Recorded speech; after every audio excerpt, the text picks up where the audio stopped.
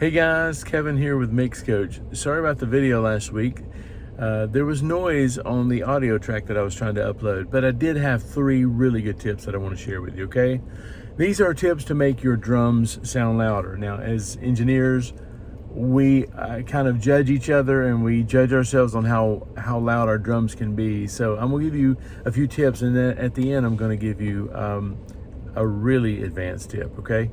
Okay, so tip number 1 is to just compress each drum individually. Specifically, I'm talking about the kick and the snare, because those are the kind of the bedrock of drums, right?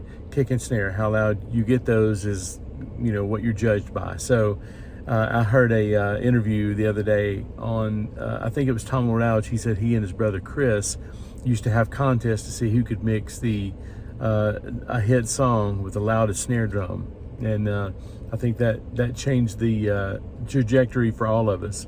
So now we're all trying to chase them and get the drums as loud as they do. But anyway, so number 1, compress each drum individually, and I'll tell you how to do that. Now, if you've heard any of my other videos, there's one that I have called the Instant Awesome Preset, and all it is really is compressing at a low ratio, which is something that CLA and TLA do. Compress at low ratios but at high thresholds. And the way I do that on the SSL, and the way that you can do that really, is turn your threshold all the way up to the top. Get it, you know, so that, but leave your ratio all the way at the bottom. So you're running a very low threshold, so like you're compressing everything at 0, at nothing, at 0, at 1 to 1. Okay, now take your ratio and just turn it up until you get the amount of compression that you want. Now here's a kind of a tip. It always works better when you do the auto makeup gain. There's something about compressing at a really low ratio and auto makeup gain, I think, that makes it just sound better. So try that, okay? So number 1, take your kick, snare, and your tom bus. Usually I don't do toms individually. I usually do compress the tom bus like that. So compress those, each individual channel, one at a time, okay? So here's tip number 2.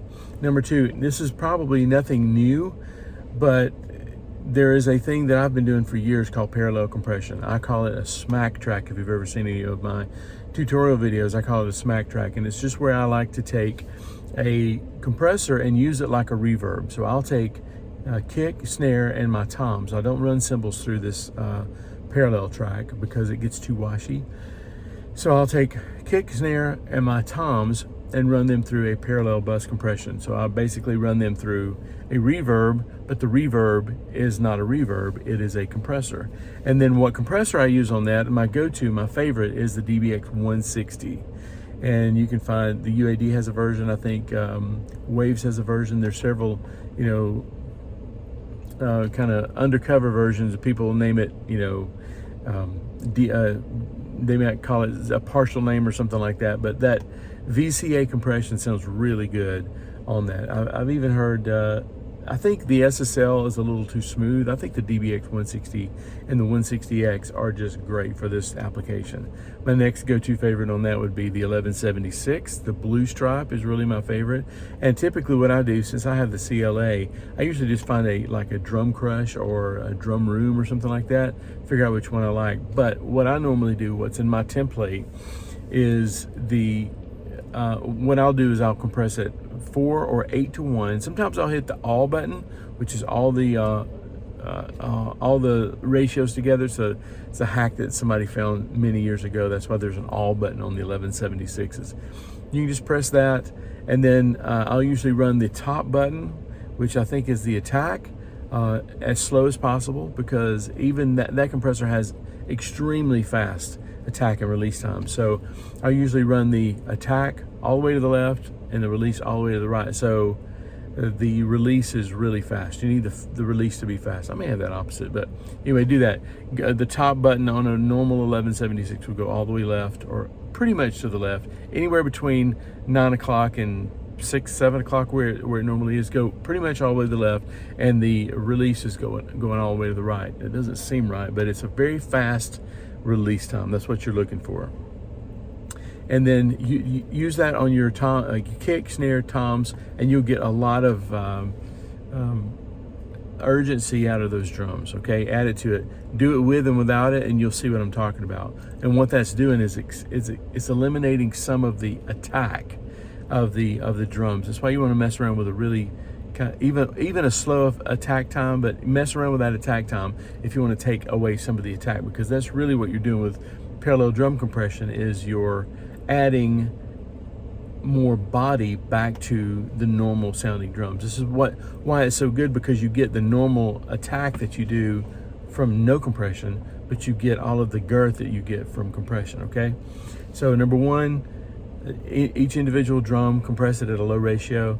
Number two, use a compressor like you would a reverb, and you run kick, snare, toms through it, okay?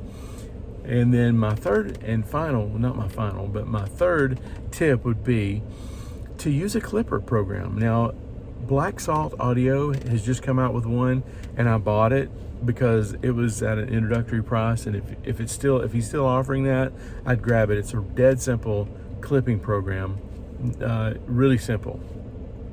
But if you don't get that, I can tell you a way to do it with 2 trim plugins. This is something I've been experimenting with ever since I saw some videos on clipping and thought, that's genius, okay? So what you can do is you can take the drum bus and you can clip it.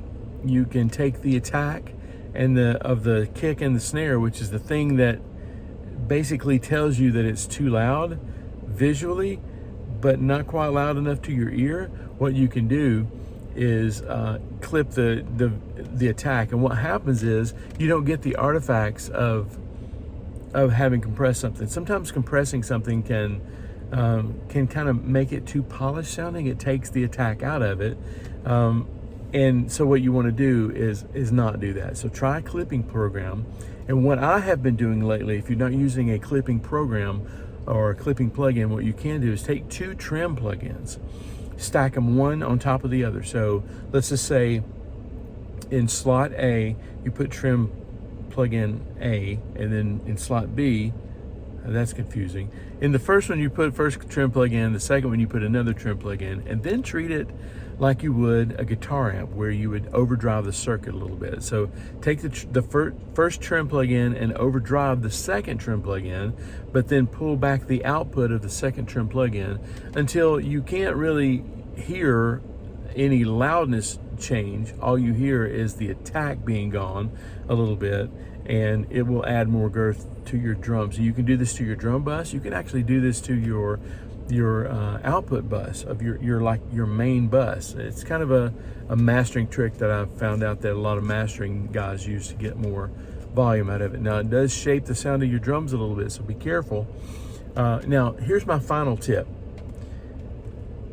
Don't just use any one of those tips. You can use all 3 of them, and interchangeably almost sometimes. So why not take your smack track and clip it so that you're getting hardly any attack of the kick and snare in your smack track? Why don't you clip your kick and snare track and see if you can get a little bit more gain out of there? I think this is what I've been doing lately, and I've been really pretty happy with it. So again, there's 3 solid ways of getting louder drums if you need louder drums, and we all need louder drums, right? That's what the world needs, is just 1 more dB of drums, and that's a pretty solid 3 solid ways to do that, okay?